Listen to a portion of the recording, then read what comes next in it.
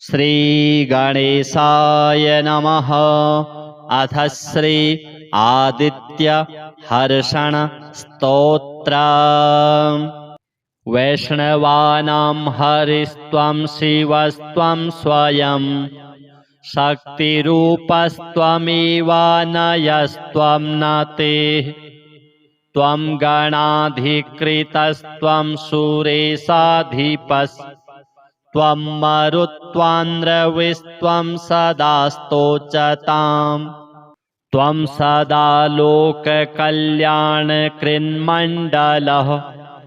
तप्यमानो जगद्भूतिसिद्ध्यै नाभे। रात्रिरात्र्यै निविष्टाभमग्निं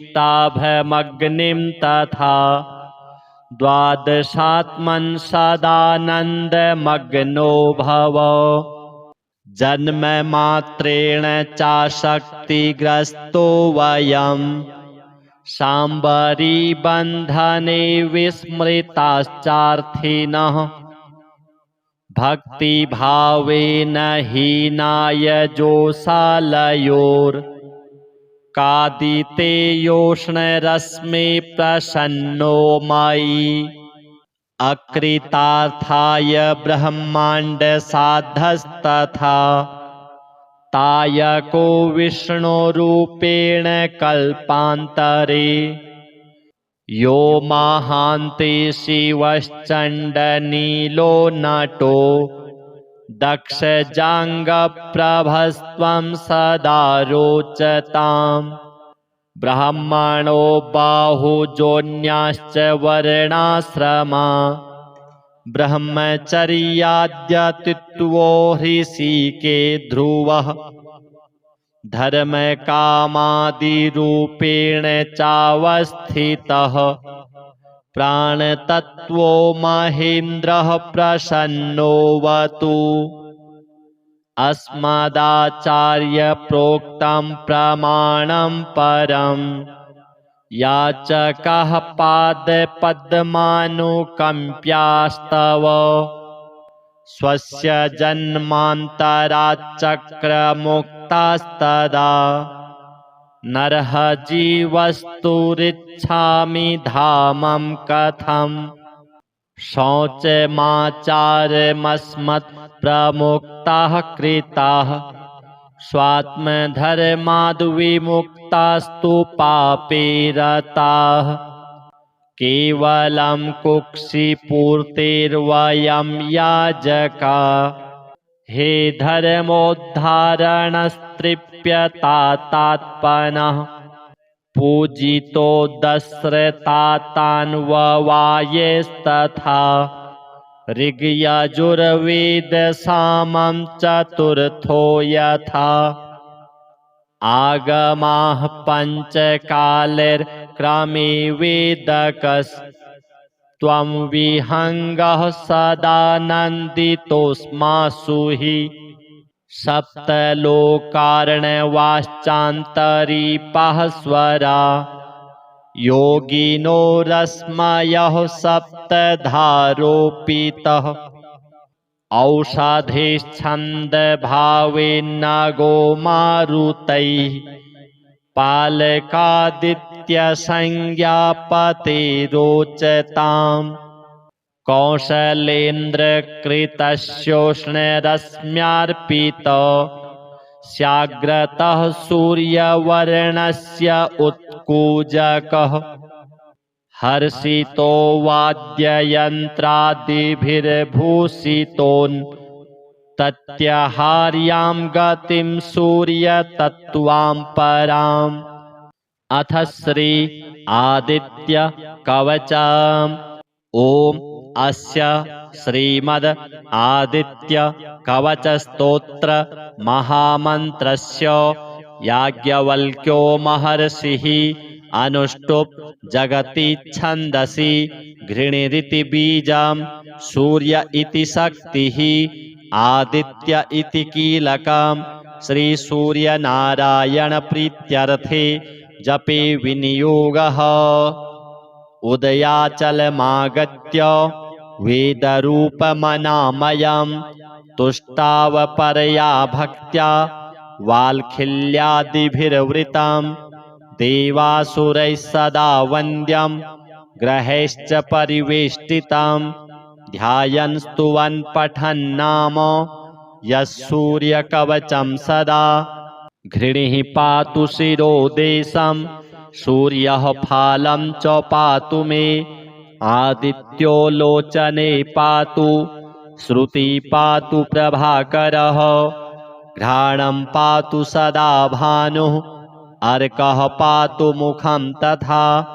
जिह्वां पातु जगन्नाथः कण्ठं पातु विभावसुः स्कन्धौ ग्रहपतिः पातु भुजौ पातु प्रभाकरः अहस्करः पातु हस्तौ हृदयं पातु भानुमान् मध्यं च पातु सप्ताश्वो नाभिं पातु नभो मणिः द्वादशात्मा कटिं पातु सविता पातु सृक्किणी ऊरू पातु सुरश्रेष्ठो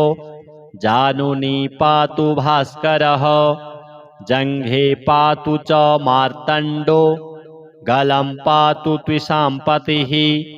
पादौ ब्रध्नः सदा पातु मित्रोऽपि सकलं वपुः वेदत्रयात्मकस्वामिन् नारायण जगत्पते अयातयामं तं कश्चित् वेदरूपः प्रभाकरः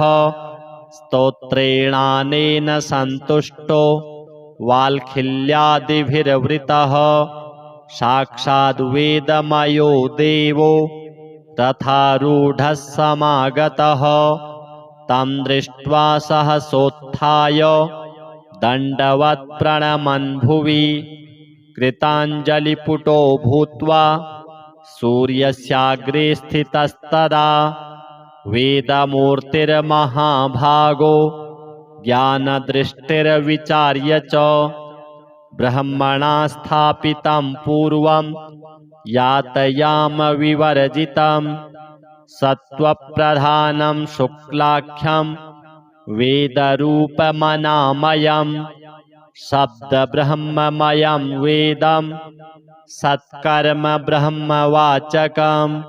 मुनिमध्यापयामास प्रथमं सविता स्वयं तेन प्रथमदत्तेन वेदेन परमेश्वरः याज्ञवल्क्यो मुनिश्रेष्ठः कृतकृत्योऽभवत्तदा ऋगादिसकलान् वेदान् ज्ञातवान् सूर्यसन्निधौ इदं प्रोक्तं महापुण्यं पवित्रं पापनाशनं यः पठेत् शृणुयाद्वापि सर्वपापैः प्रमुच्यते वेदार्थज्ञानसम्पन्नः सूर्यलोकमवाप्नुयात् अथ श्री नवग्रह पीडाहर स्तोत्रम्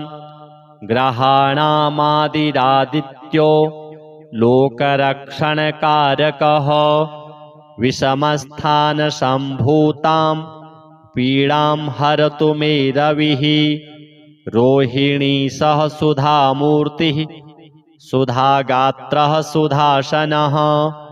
विषमस्थानसम्भूतां पीडां हरतु मे विधुः भूमिपुत्रो महातेजा जगतां भयकृत् सदा वृष्टिकृद्वृष्टिहर्ता च पीडां हरतु मे कुजः उत्पातरूपो जगतां चन्द्रपुत्रो महाद्युतिः सूर्यप्रियकरो विद्वान् पीडां हरतु मे बुधः देवमन्त्री विशालाक्षः सदा लोकहिते रतः अनेकशिष्यसम्पूर्णः पीडां हरतु मे गुरुः दैत्यमन्त्री गुरुस्तेषां प्राणदश्च महामतिः प्रभुस्ताराग्रहाणां च पीडां हरतु मे भृगुः सूर्यपुत्रो दीर्घदेहो विशालाक्षः शिवप्रियः मन्दचारः प्रसन्नात्मा पीडां हरतु मे शनिः महाशिरा महावक्त्रो दीर्घदंष्ट्रो महाबलः अतनुश्चोर्ध्वकेशश्च पीडां हरतु मे तमः अनेकरूपवर्णैश्च शतशोथसहस्रशः उत्पातरूपो जगतां पीडां हरतु मे शिखी श्रीसूर्य नवग्रह देवार्पणमस्तु। अथ श्री आदित्य हर्षण स्तोत्र।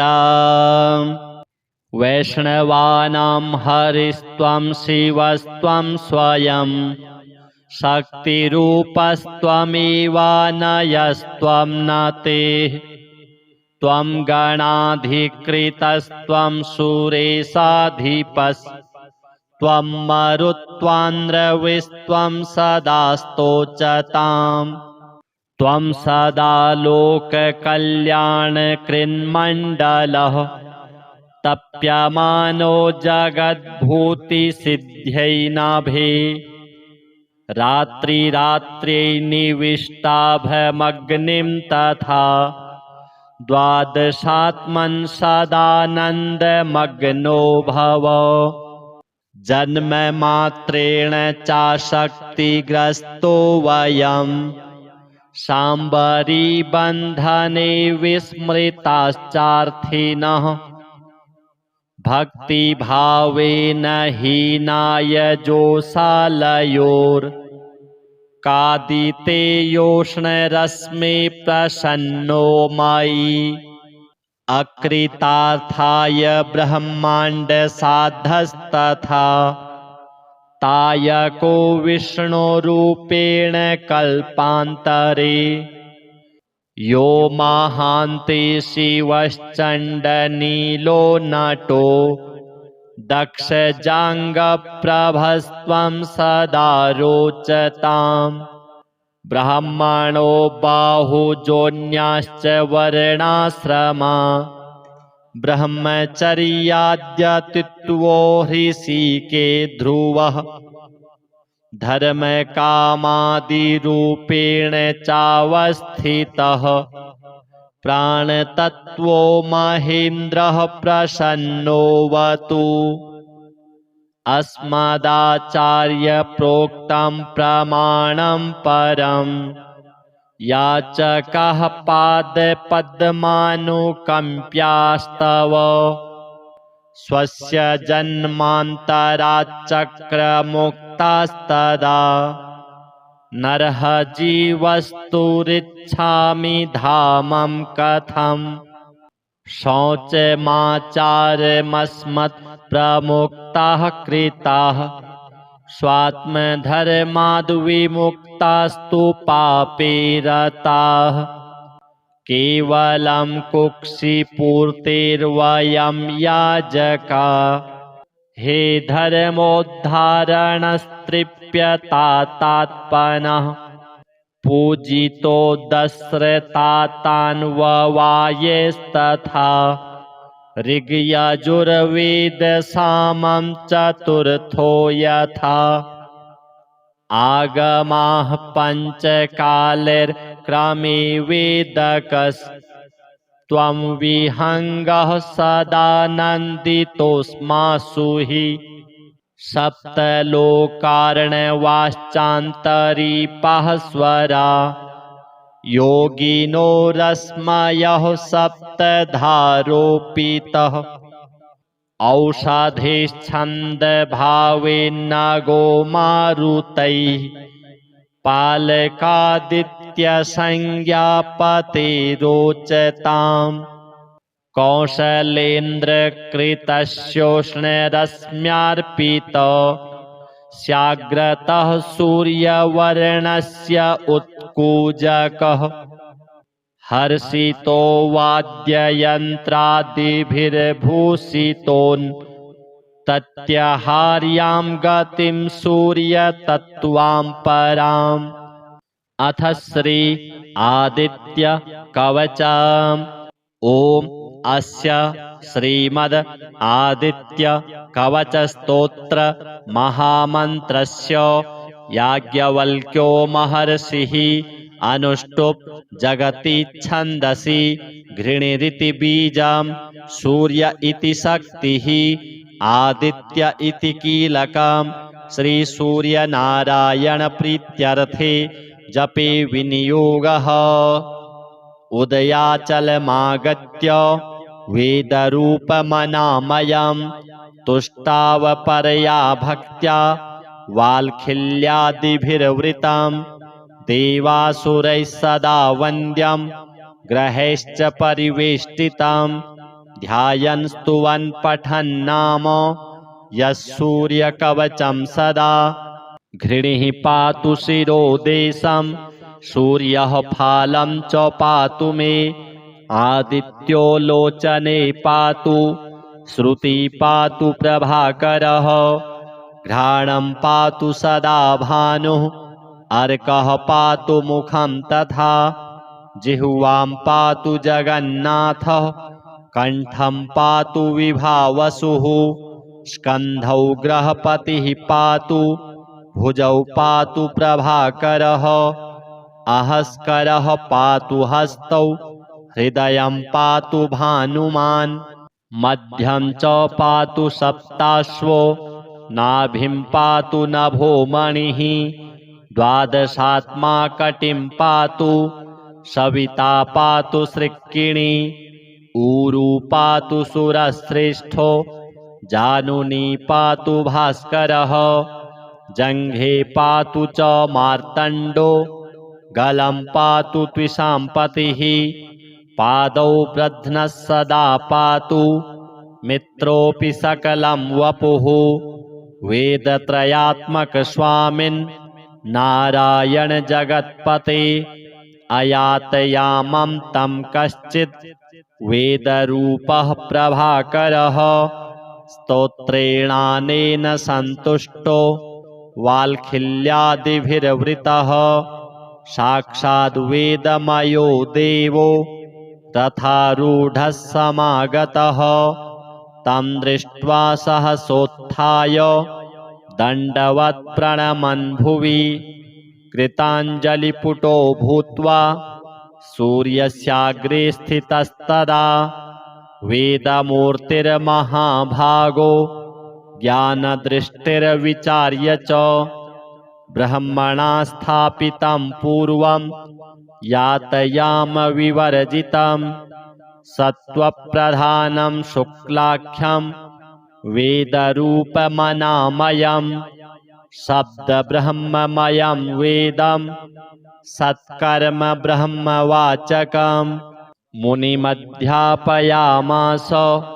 प्रथमं सविता स्वयं तेन प्रथमदत्तेन वेदेन परमेश्वरः याज्ञवल्क्यो मुनिश्रेष्ठः कृतकृत्यो भवत्तदा ऋगादिसकलान् वेदान् ज्ञातवान् सूर्यसन्निधौ इदं प्रोक्तं महापुण्यं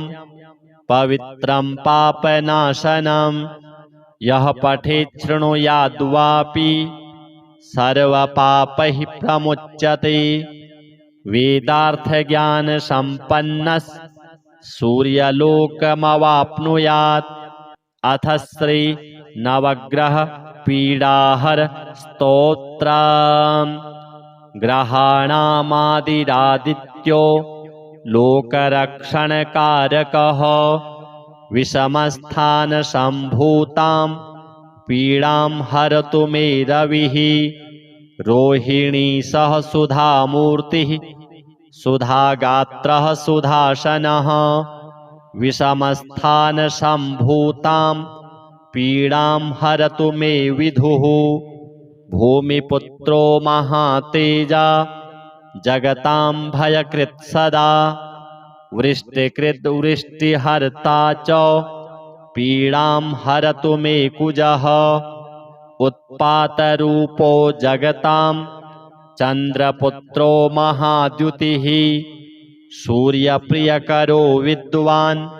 पीडां हरतु मे बुधः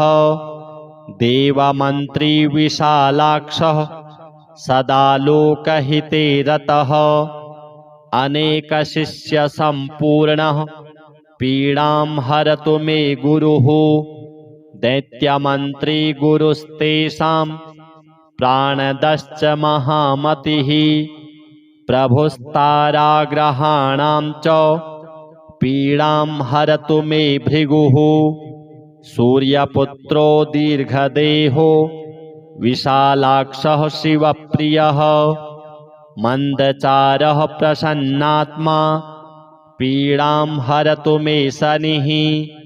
महाशिरा महावक्त्रो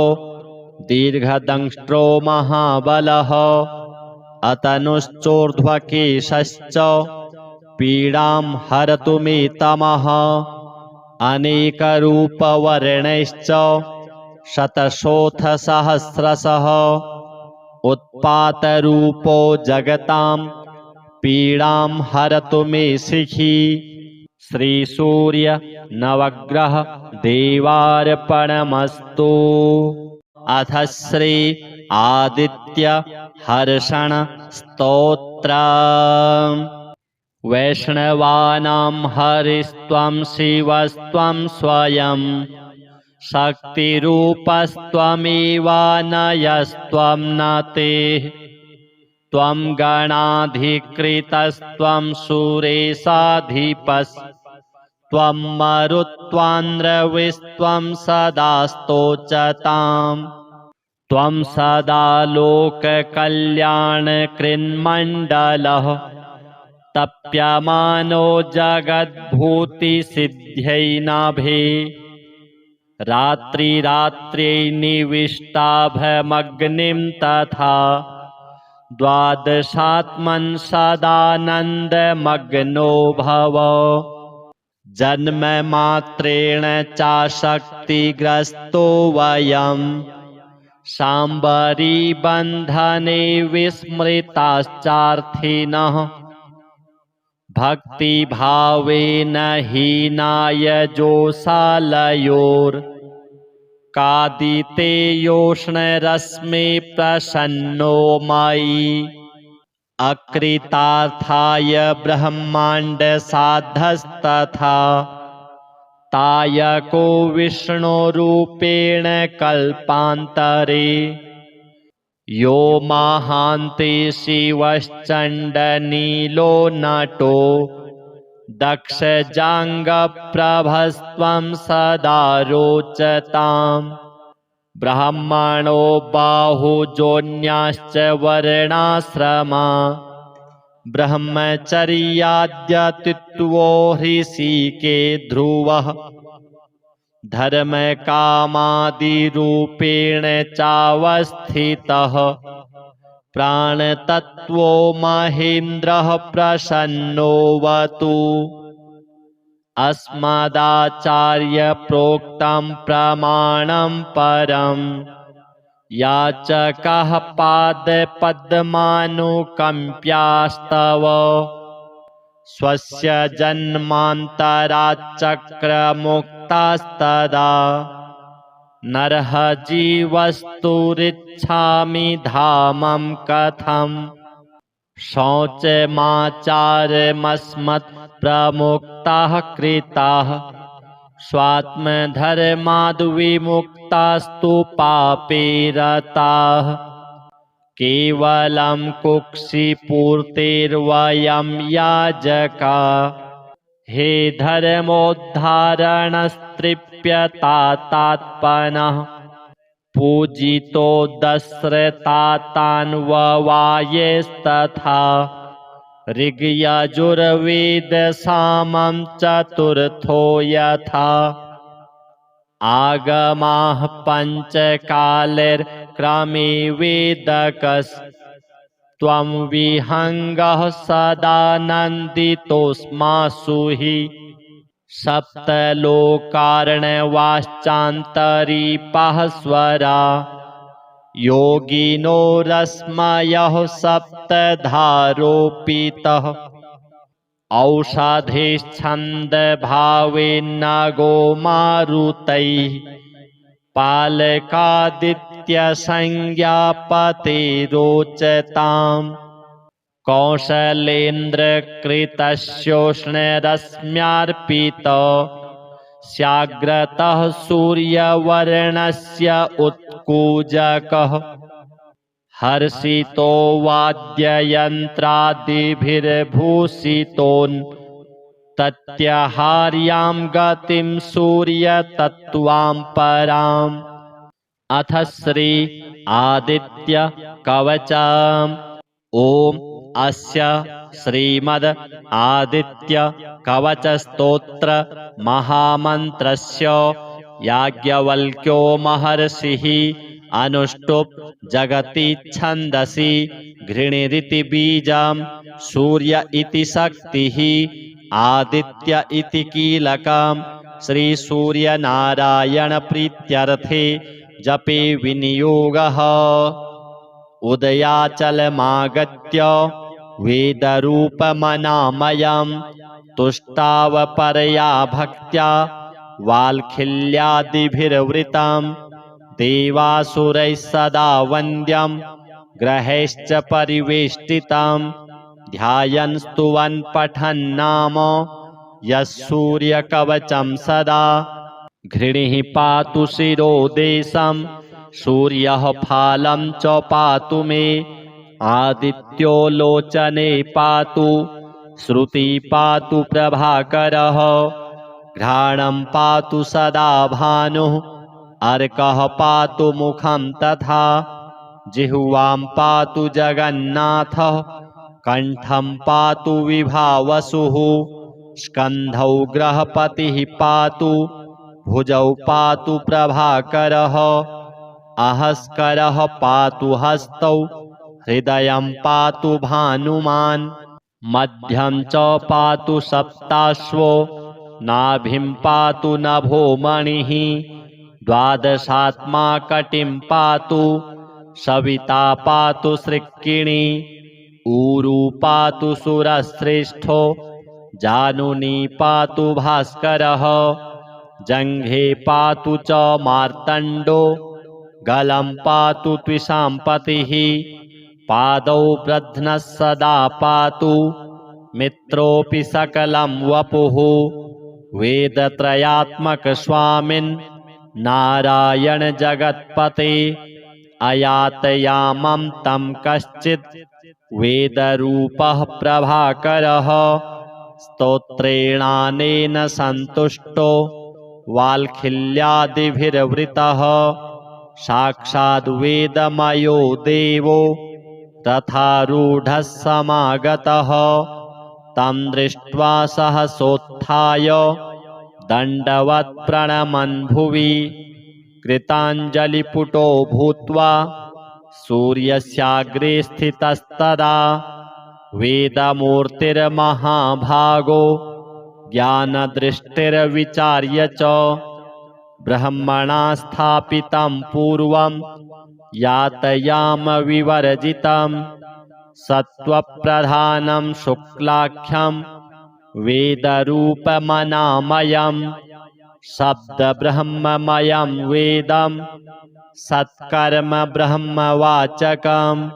मुनिमध्यापयामास प्रथमं सविता स्वयं तेन प्रथमदत्तेन वेदेन परमेश्वरः याज्ञवल्क्यो मुनिश्रेष्ठः कृतकृत्यो भवत्तदा ऋगादिसकलान् वेदान् ज्ञातवान् सूर्यसन्निधौ इदं प्रोक्तं महापुण्यं पवित्रं पापनाशनं यः पठेत् शृणुयाद्वापि सर्वपापैः प्रमुच्यते वेदार्थज्ञानसम्पन्नः सूर्यलोकमवाप्नुयात् अथ श्री नवग्रह पीडाहर स्तोत्रम् ग्रहाणामादिरादित्यो लोकरक्षणकारकः विषमस्थानसम्भूतां पीडां हरतु मे रविः रोहिणी सह सुधामूर्तिः सुधागात्रः सुधासनः विषमस्थानसम्भूतां पीडां हरतु मे विधुः भूमिपुत्रो महातेजा जगतां भयकृत् सदा वृष्टिकृद्वृष्टिहर्ता च पीडां हरतु मे कुजः उत्पातरूपो जगतां चन्द्रपुत्रो महाद्युतिः सूर्यप्रियकरो विद्वान् पीडां हरतु मे बुधः देवमन्त्री विशालाक्षः सदा लोकहिते रतः अनेकशिष्यसम्पूर्णः पीडां हरतु मे गुरुः दैत्यमन्त्री गुरुस्तेषां प्राणदश्च महामतिः प्रभुस्ताराग्रहाणां च पीडां हरतु मे भृगुः सूर्यपुत्रो दीर्घदेहो विशालाक्षः शिवप्रियः मन्दचारः प्रसन्नात्मा पीडां हरतु मे शनिः महाशिरा महावक्त्रो दीर्घदंष्ट्रो महाबलः अतनुश्चोर्ध्वकेशश्च पीडां हरतु मे तमः अनेकरूपवर्णैश्च शतशोऽथ सहस्रशः उत्पातरूपो जगतां पीडां हरतु मे शिखी श्रीसूर्य नवग्रह देवार्पणमस्तु। अथ श्री आदित्य हर्षण स्तोत्र। वैष्णवानां हरिस्त्वं शिवस्त्वं स्वयं शक्तिरूपस्त्वमेवानयस्त्वं न ते त्वं गणाधिकृतस्त्वं सुरेशाधिपस्त्वं मरुत्वान्द्रविस्त्वं सदा स्तोचताम् त्वं सदा लोककल्याणकृन्मण्डलः तप्यमानो जगद्भूतिसिद्ध्यै नाभे रात्रिरात्र्यै निविष्टाभमग्निं तथा द्वादशात्मन् सदानन्दमग्नो भव जन्ममात्रेण चाशक्तिग्रस्तो वयं शाम्बरीबन्धने विस्मृताश्चार्थिनः भक्तिभावेन हीनाय जोषालयोर्कादितेयोष्णरश्मे प्रसन्नो मयि अकृतार्थाय ब्रह्माण्डसाधस्तथा तायको विष्णुरूपेण कल्पान्तरे यो महान्ते शिवश्चण्डनीलो नटो दक्षजाङ्गप्रभस्त्वं सदा रोचताम् ब्राह्मणो बाहुजोन्याश्च वर्णाश्रमा ब्रह्मचर्याद्यतित्वो ह्रिषिके ध्रुवः धर्मकामादिरूपेण चावस्थितः प्राणतत्त्वो महेन्द्रः प्रसन्नोऽवतु अस्मदाचार्यप्रोक्तं प्रमाणं परं याचकः पादपद्मानुकम्प्यास्तव स्वस्य जन्मान्तराच्चक्रमुक्तास्तदा नरः जीवस्तुरिच्छामि धामं कथं शौचमाचारमस्मत्प्रमुक्ताः कृताः स्वात्मधर्माद्विमुक्तास्तु पापे रताः केवलं कुक्षिपूर्तेर्वयं याजका हे धर्मोद्धारणस्तृप्यतात्मनः पूजितो दस्रतातान्ववायेस्तथा ऋग्यजुर्वेदसामं चतुर्थो यथा आगमाः पञ्चकालैर्क्रमे वेदकस्त्वं विहङ्गः सदानन्दितोऽस्मासु हि सप्तलोकार्णवाश्चान्तरीपः स्वरा योगिनो रश्मयः सप्तधारोपितः औषधेश्छन्दभावेन्नगो मारुतैः पालकादित्यसंज्ञापतिरोचताम् कौशलेन्द्रकृतस्योष्णरश्म्यार्पित स्याग्रतः सूर्यवर्णस्य उत्कूजकः हर्षितो वाद्ययन्त्रादिभिर्भूषितोऽन्तत्यहार्यां गतिं सूर्यतत्त्वां पराम् अथ श्री आदित्य कवचम् ॐ अस्य श्रीमद् आदित्य कवच स्तोत्र महामन्त्रस्य याज्ञवल्क्यो महर्षिः अनुष्टुप् जगति छन्दसि घृणिरिति बीजं सूर्य इति शक्तिः आदित्य इति कीलकं श्रीसूर्यनारायण प्रीत्यर्थे जपे विनियोगः उदयाचलमागत्य वेदरूपमनामयं तुष्टावपरया भक्त्या वाल्खिल्यादिभिर्वृतं देवासुरैः सदा वन्द्यं ग्रहैश्च परिवेष्टितं ध्यायन् स्तुवन् पठन् नाम यः सूर्यकवचं सदा घृणिः पातु शिरो देशं सूर्यः फालं च पातु मे आदित्यो लोचने पातु श्रुति पातु प्रभाकरः घ्राणं पातु सदा भानुः अर्कः पातु मुखं तथा जिह्वां पातु जगन्नाथः कण्ठं पातु विभावसुः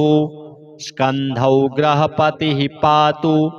भुजौ पातु प्रभाकरः अहस्करः पातु हस्तौ हृदयं पातु भानुमान् मध्यं च पातु सप्ताश्वो नाभिं पातु नभो मणिः द्वादशात्मा कटिं पातु सविता पातु सृक्किणी ऊरू पातु सुरश्रेष्ठो जानुनी पातु भास्करः जङ्घे पातु च मार्तण्डो गलं पातु त्विषाम्पतिः पादौ ब्रध्नः सदा पातु मित्रोऽपि सकलं वपुः वेदत्रयात्मकस्वामिन् नारायण जगत्पते अयातयामं तं कश्चित् वेदरूपः प्रभाकरः स्तोत्रेणानेन सन्तुष्टो वाल्खिल्यादिभिर्वृतः साक्षाद्वेदमयो देवो तथारूढः समागतः तं दृष्ट्वा सहसोत्थाय दण्डवत् प्रणमन् भुवि कृताञ्जलिपुटो भूत्वा सूर्यस्याग्रे स्थितस्तदा वेदमूर्तिर्महाभागो ज्ञानदृष्टिर्विचार्य च ब्रह्मणा स्थापितं पूर्वं यातयामविवर्जितं सत्त्वप्रधानं शुक्लाख्यं वेदरूपमनामयं शब्दब्रह्ममयं वेदं सत्कर्म ब्रह्मवाचकं मुनिमध्यापयामास प्रथमं सविता स्वयं तेन प्रथमदत्तेन वेदेन परमेश्वरः याज्ञवल्क्यो मुनिश्रेष्ठः कृतकृत्यो भवत्तदा ऋगादिसकलान् वेदान् ज्ञातवान् सूर्यसन्निधौ इदं प्रोक्तं महापुण्यं पवित्रं पापनाशनं यः पठेत् शृणुयाद्वापि सर्वपापैः प्रमुच्यते। वेदार्थज्ञानसम्पन्नः सूर्यलोकमवाप्नुयात्। अथ श्री नवग्रह पीडाहर स्तोत्रम्। ग्रहाणामादिरादित्यो लोकरक्षणकारकः विषमस्थानसम्भूतां पीडां हरतु मे रविः। रोहिणी सह सुधामूर्तिः सुधागात्रः सुधासनः विषमस्थानसम्भूतां पीडां हरतु मे विधुः। भूमिपुत्रो महातेजा जगतां भयकृत् सदा वृष्टिकृत् वृष्टिहर्ता च पीडां हरतु मे कुजः। उत्पातरूपो जगतां चन्द्रपुत्रो महाद्युतिः सूर्यप्रियकरो विद्वान् पीडां हरतु मे बुधः। देवमन्त्री विशालाक्षः सदा लोकहिते रतः अनेकशिष्यसम्पूर्णः पीडां हरतु मे गुरुः। दैत्यमन्त्री गुरुस्तेषां प्राणदश्च महामतिः प्रभुस्ताराग्रहाणां च पीडां हरतु मे भृगुः। सूर्यपुत्रो दीर्घदेहो विशालाक्षः शिवप्रियः मन्दचारः प्रसन्नात्मा पीडां हरतु मे शनिः। महाशिरा महावक्त्रो दीर्घदंष्ट्रो महाबलः अतनुश्चोर्ध्वकेशश्च पीडां हरतु मे तमः। अनेकरूपवर्णैश्च शतशोऽथ सहस्रशः उत्पातरूपो जगतां पीडां हरतु मे शिखी। श्रीसूर्य नवग्रह देवार्पणमस्तु। अथ श्री आदित्य हर्षण स्तोत्रम्। वैष्णवानां हरिस्त्वं शिवस्त्वं स्वयं शक्तिरूपस्त्वमेवानयस्त्वं न ते। त्वं गणाधिकृतस्त्वं सुरेशाधिपस्त्वं मरुत्वान्द्रविस्त्वं सदा स्तोचताम्। त्वं सदा लोककल्याणकृन्मण्डलः तप्यमानो जगद्भूतिसिद्ध्यै नाभे। रात्रिरात्र्यै निविष्टाभमग्निं तथा द्वादशात्मन् सदानन्दमग्नो भव। जन्ममात्रेण चाशक्तिग्रस्तो वयं शाम्बरीबन्धने विस्मृताश्चार्थिनः। भक्तिभावेन हीनाय जोषालयोर्कादितेयोष्णरश्मे प्रसन्नो मयि। अकृतार्थाय ब्रह्माण्डसाधस्तथा तायको विष्णुरूपेण कल्पान्तरे। यो महान्ते शिवश्चण्डनीलो नटो दक्षजाङ्गप्रभस्त्वं सदा रोचताम्। ब्राह्मणो बाहुजोन्याश्च वर्णाश्रमा ब्रह्मचर्याद्यतित्वो ऋषिके ध्रुवः। धर्मकामादिरूपेण चावस्थितः प्राणतत्त्वो महेन्द्रः प्रसन्नोऽवतु।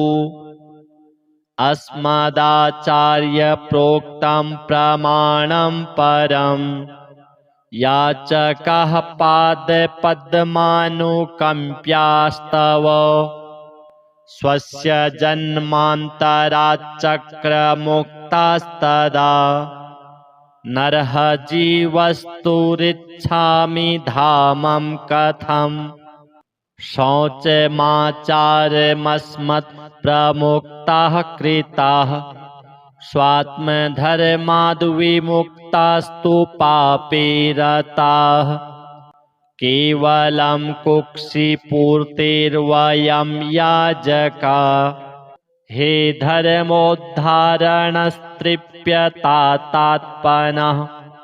पूजितो दस्रतातान्ववायेस्तथा ऋग्यजुर्वेदसामं चतुर्थो यथा आगमाः पञ्चकालैर्क्रमे वेदकस्त्वं विहङ्गः सदा नन्दितोऽस्मासु हि सप्तलोकार्णवाश्चान्तरीपाः स्वरा योगिनो रश्मयः सप्तधारोपितः औषधेश्छन्दभावेन्नगो मारुतैः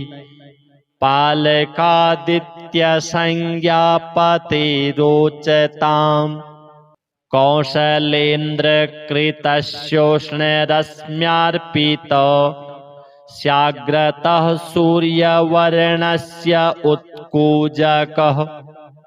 हर्षितो वाद्ययन्त्रादिभिर्भूषितोऽन्तत्याहार्यां गतिं सूर्यतत्त्वां पराम्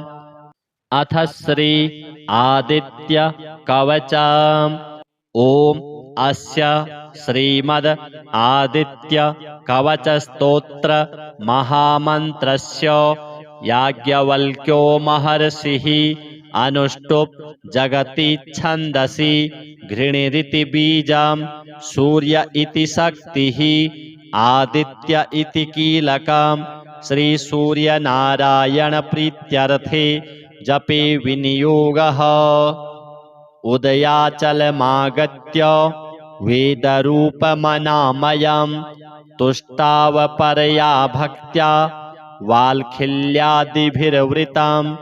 देवासुरैः सदा वन्द्यं ग्रहैश्च परिवेष्टितं ध्यायन् स्तुवन् पठन्नाम यः सूर्यकवचं सदा घृणिः पातु शिरोदेशं सूर्यः फालं च पातु मे आदित्यो लोचने पातु श्रुति पातु प्रभाकरः घ्राणं पातु सदा भानुः अर्कः पातु मुखं तथा जिह्वां पातु जगन्नाथः कण्ठं पातु विभावसुः स्कन्धौ ग्रहपतिः पातु भुजौ पातु प्रभाकरः अहस्करः पातु हस्तौ हृदयं पातु भानुमान् मध्यं च पातु सप्ताश्वो नाभिं पातु नभोमणिः द्वादशात्मा कटिं पातु सविता पातु सृक्किणी ऊरू पातु सुरश्रेष्ठो जानुनी पातु भास्करः जङ्घे पातु च मार्तण्डो गलं पातु त्विषाम्पतिः पादौ ब्रध्नः सदा पातु मित्रोऽपि सकलं वपुः वेदत्रयात्मकस्वामिन् नारायण जगत्पते अयातयामं तं कश्चित् वेदरूपः प्रभाकरः स्तोत्रेणानेन सन्तुष्टो वाल्खिल्यादिभिर्वृतः साक्षाद् वेदमयो देवो रथारूढः समागतः तं दृष्ट्वा सहसोत्थाय दण्डवत् प्रणमन् भुवि कृताञ्जलिपुटो भूत्वा सूर्यस्याग्रे स्थितस्तदा वेदमूर्तिर्महाभागो ज्ञानदृष्टिर्विचार्य च ब्रह्मणा स्थापितं पूर्वं यातयाम विवर्जितं सत्त्वप्रधानं शुक्लाख्यं वेदरूपमनामयम् शब्दब्रह्ममयं वेदं सत्कर्म ब्रह्मवाचकम् मुनिमध्यापयामास प्रथमं सविता स्वयं तेन प्रथमदत्तेन वेदेन परमेश्वरः याज्ञवल्क्यो मुनिश्रेष्ठः कृतकृत्योऽभवत्तदा ऋगादिसकलान् वेदान् ज्ञातवान् सूर्यसन्निधौ इदं प्रोक्तं महापुण्यं पवित्रं पापनाशनं यः पठेत् शृणुयाद्वापि सर्वपापैः प्रमुच्यते वेदार्थज्ञानसम्पन्नः सूर्यलोकमवाप्नुयात् अथ श्री नवग्रह पीडाहर स्तोत्रम् ग्रहाणामादिरादित्यो लोकरक्षणकारकः विषमस्थानसम्भूतां पीडां हरतु मे रविः रोहिणी सह सुधामूर्तिः सुधागात्रः सुधासनः विषमस्थानसम्भूतां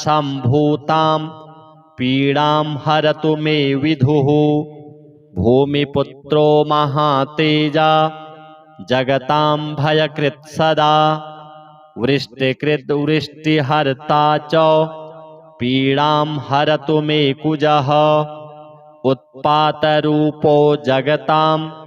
चन्द्रपुत्रो महाद्युतिः सूर्यप्रियकरो विद्वान् पीडां हरतु मे बुधः देवमन्त्री विशालाक्षः सदा लोकहिते रतः अनेकशिष्यसम्पूर्णः पीडां हरतु मे गुरुः दैत्यमन्त्री गुरुस्तेषां प्राणदश्च महामतिः प्रभुस्ताराग्रहाणां च पीडां हरतु मे भृगुः सूर्यपुत्रो दीर्घदेहो विशालाक्षः शिवप्रियः मन्दचारः प्रसन्नात्मा पीडां हरतु मे शनिः महाशिरा महावक्त्रो दीर्घदंष्ट्रो महाबलः अतनुश्चोर्ध्वकेशश्च पीडां हरतु मे तमः अनेकरूपवर्णैश्च शतशोऽथ सहस्रशः उत्पातरूपो जगतां पीडां हरतु मे शिखी श्रीसूर्य नवग्रह देवार्पणमस्तु अथ श्री आदित्य हर्षण स्तोत्र वैष्णवानां हरिस्त्वं शिवस्त्वं स्वयं शक्तिरूपस्त्वमेवानयस्त्वं न ते त्वं गणाधिकृतस्त्वं सुरेशाधिपस्त्वं मरुत्वान्द्रविस्त्वं सदा स्तोचताम् त्वं सदा लोककल्याणकृन्मण्डलः तप्यमानो जगद्भूतिसिद्ध्यै नाभे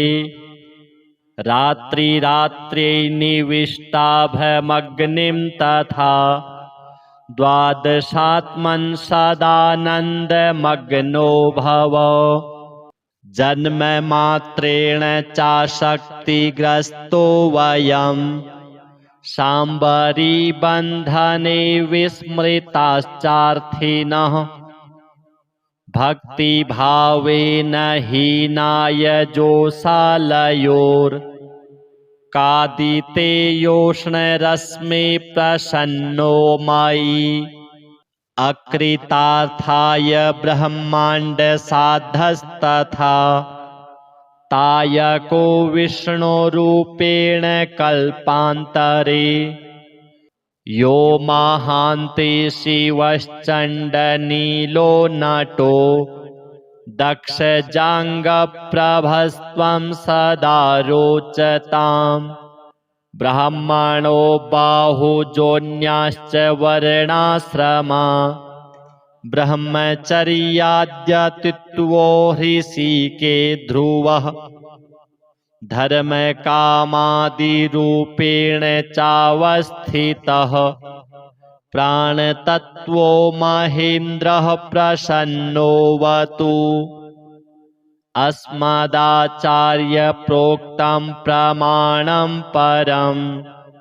याचकः पादपद्मानुकम्प्यास्तव स्वस्य जन्मान्तराच्चक्रमुक्तास्तदा नरः जीवस्तुरिच्छामि धामं कथम्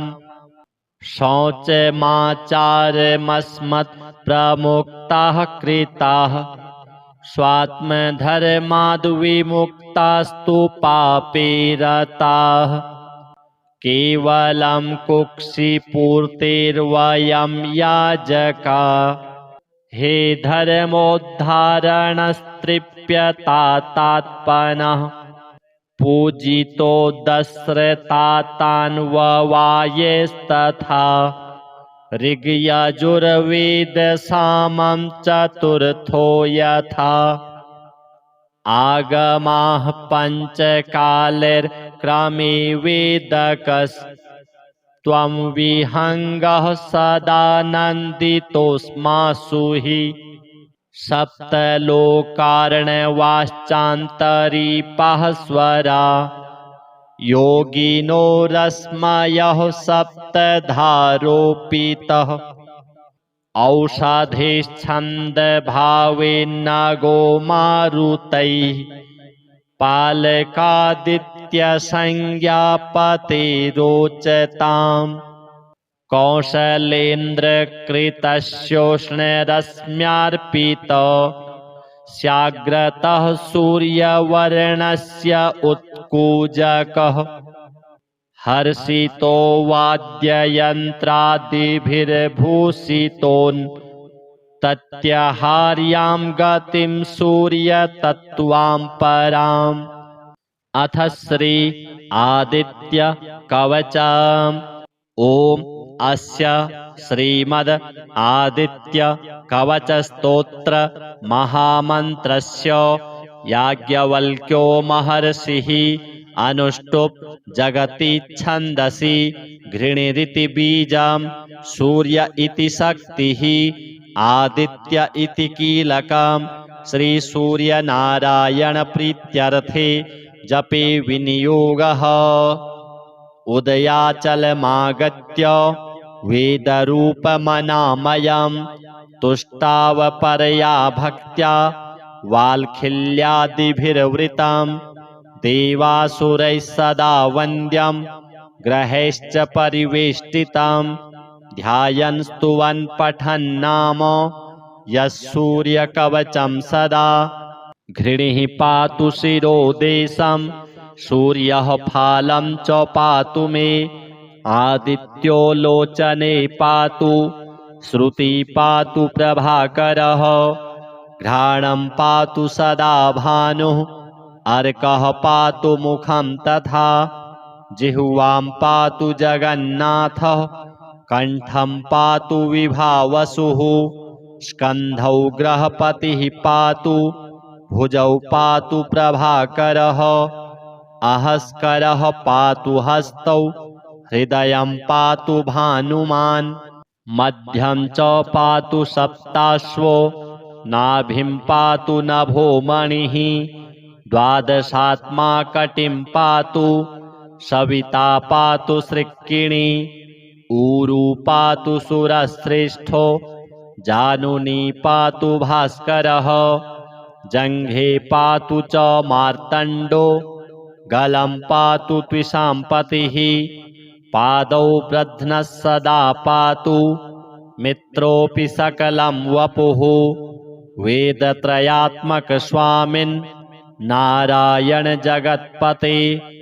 अयातयामं तं कश्चित् वेदरूपः प्रभाकरः स्तोत्रेणानेन सन्तुष्टो वाल्खिल्यादिभिर्वृतः साक्षाद्वेदमयो देवो रथारूढः समागतः तं दृष्ट्वा सहसोत्थाय दण्डवत् प्रणमन् भुवि कृताञ्जलिपुटो भूत्वा सूर्यस्याग्रे स्थितस्तदा वेदमूर्तिर्महाभागो ज्ञानदृष्टिर्विचार्य च ब्रह्मणा स्थापितं पूर्वं यातयामविवर्जितं सत्त्वप्रधानं शुक्लाख्यं वेदरूपमनामयं शब्दब्रह्ममयं वेदं सत्कर्म ब्रह्मवाचकं मुनिमध्यापयामास प्रथमं सविता स्वयं तेन प्रथमदत्तेन वेदेन परमेश्वरः याज्ञवल्क्यो मुनिश्रेष्ठः कृतकृत्यो भवत्तदा ऋगादिसकलान् वेदान् ज्ञातवान् सूर्यसन्निधौ इदं प्रोक्तं महापुण्यं पवित्रं पापनाशनं यः पठेत् शृणुयाद्वापि सर्वपापैः प्रमुच्यते वेदार्थज्ञानसम्पन्नः सूर्यलोकमवाप्नुयात् अथ श्री नवग्रह पीडाहर स्तोत्रम् ग्रहाणामादिरादित्यो लोकरक्षणकारकः विषमस्थानसम्भूतां पीडां हरतु मे रविः रोहिणी सह सुधामूर्तिः सुधागात्रः सुधासनः विषमस्थानसम्भूतां पीडां हरतु मे विधुः भूमिपुत्रो महातेजा जगतां भयकृत् सदा वृष्टिकृद्वृष्टिहर्ता च पीडां हरतु मे कुजः उत्पातरूपो जगतां चन्द्रपुत्रो महाद्युतिः सूर्यप्रियकरो विद्वान् पीडां हरतु मे बुधः देवमन्त्री विशालाक्षः सदा लोकहिते रतः अनेकशिष्यसम्पूर्णः पीडां हरतु मे गुरुः दैत्यमन्त्री गुरुस्तेषां प्राणदश्च महामतिः प्रभुस्ताराग्रहाणां च पीडां हरतु मे भृगुः सूर्यपुत्रो दीर्घदेहो विशालाक्षः शिवप्रियः मन्दचारः प्रसन्नात्मा पीडां हरतु मे शनिः महाशिरा महावक्त्रो दीर्घदंष्ट्रो महाबलः अतनुश्चोर्ध्वकेशश्च पीडां हरतु मे तमः अनेकरूपवर्णैश्च शतशोथसहस्रशः उत्पातरूपो जगतां पीडां हरतु मे शिखी श्रीसूर्य नवग्रह देवार्पणमस्तु। अथ श्री आदित्य हर्षण स्तोत्र। वैष्णवानां हरिस्त्वं शिवस्त्वं स्वयं शक्तिरूपस्त्वमेवानयस्त्वं न ते त्वं गणाधिकृतस्त्वं सुरेशाधिपस्त्वं मरुत्वान्द्रविस्त्वं सदा स्तोचताम् त्वं सदा लोककल्याणकृन्मण्डलः तप्यमानो जगद्भूतिसिद्ध्यै नाभे रात्रिरात्र्यै निविष्टाभमग्निं तथा द्वादशात्मन् सदानन्दमग्नो भव जन्ममात्रेण चाशक्तिग्रस्तो वयं शाम्बरीबन्धने विस्मृताश्चार्थिनः भक्तिभावेन हीनाय जोषालयोर्कादितेयोष्णरश्मि प्रसन्नो मयि अकृतार्थाय ब्रह्माण्डसाधस्तथा तायको विष्णुरूपेण कल्पान्तरे यो महान्ते शिवश्चण्डनीलो नटो दक्षजाङ्गप्रभस्त्वं सदा रोचताम् ब्राह्मणो बाहुजोन्याश्च वर्णाश्रमा ब्रह्मचर्याद्यतित्वो ऋषिके ध्रुवः धर्मकामादिरूपेण चावस्थितः प्राणतत्त्वो महेन्द्रः प्रसन्नोऽवतु अस्मदाचार्यप्रोक्तं प्रमाणं परं याचकः पादपद्मानुकम्प्यास्तव स्वस्य जन्मान्तराच्चक्रमुक्तास्तदा नरः जीवस्तुरिच्छामि धामं कथम् शौचमाचारमस्मत्प्रमुक्ताः कृताः स्वात्मधर्माद्विमुक्तास्तु पापे रताः केवलं कुक्षिपूर्तेर्वयं याजका हे धर्मोद्धारणस्तृप्यतात्मनः पूजितो दस्रतातान्ववायेस्तथा ऋग्यजुर्वेदसामं चतुर्थो यथा आगमाः पञ्चकालैर्क्रमे वेदकस्त्वं विहङ्गः सदानन्दितोऽस्मासु हि सप्तलोकार्णवाश्चान्तरीपाः स्वरा योगिनो रश्मयः सप्तधारोपितः औषधेश्छन्दभावेन्नगो मारुतैः पालकादित्यसंज्ञापते रोचताम् कौशलेन्द्रकृतस्योष्णरश्म्यार्पित स्याग्रतः सूर्यवर्णस्य उत्कूजकः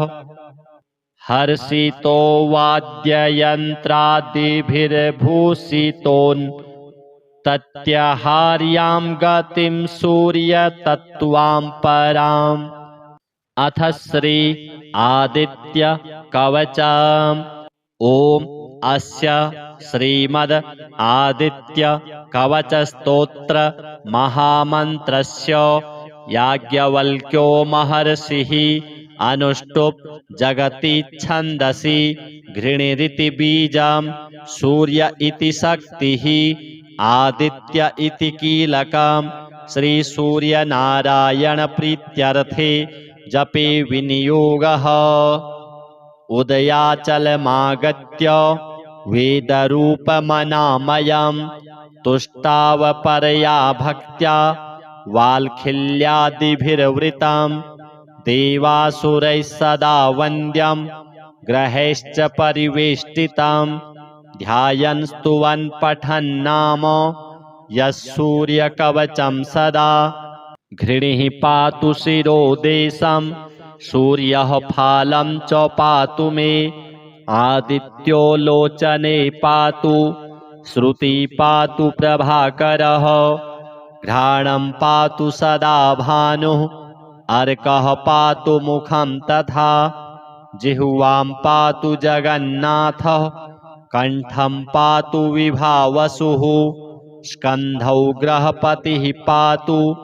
भुजौ पातु प्रभाकरः अहस्करः पातु हस्तौ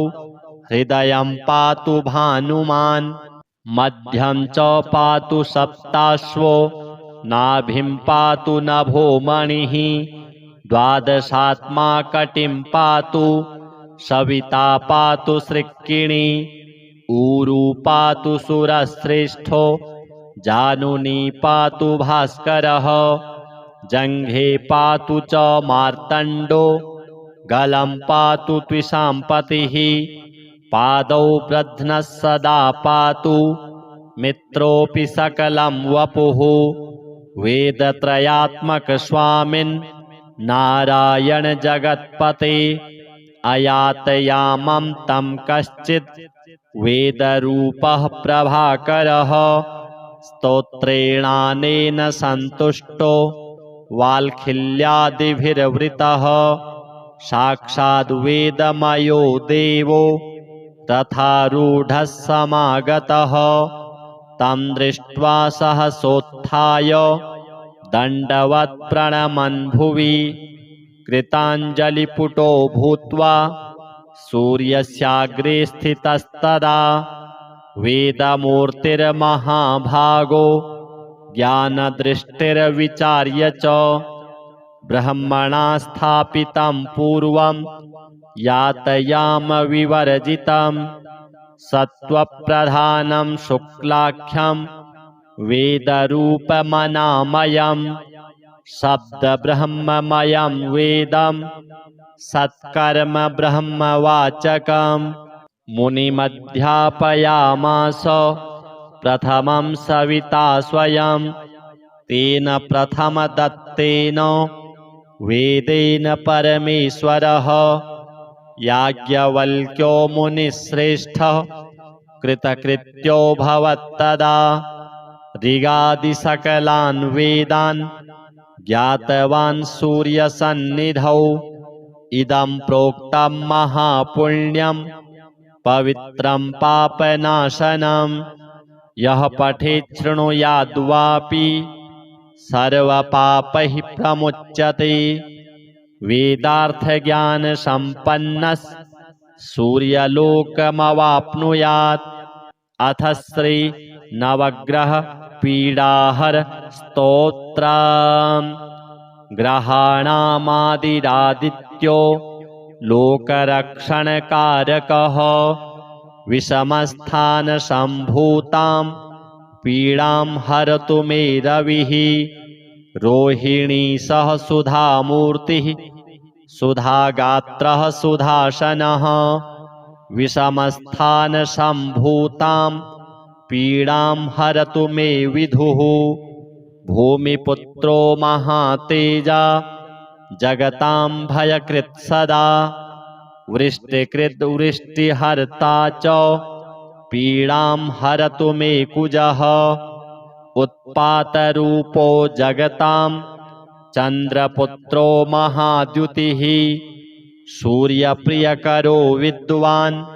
पीडां हरतु मे बुधः देवमन्त्री विशालाक्षः सदा लोकहिते रतः अनेकशिष्यसम्पूर्णः पीडां हरतु मे गुरुः दैत्यमन्त्री गुरुस्तेषां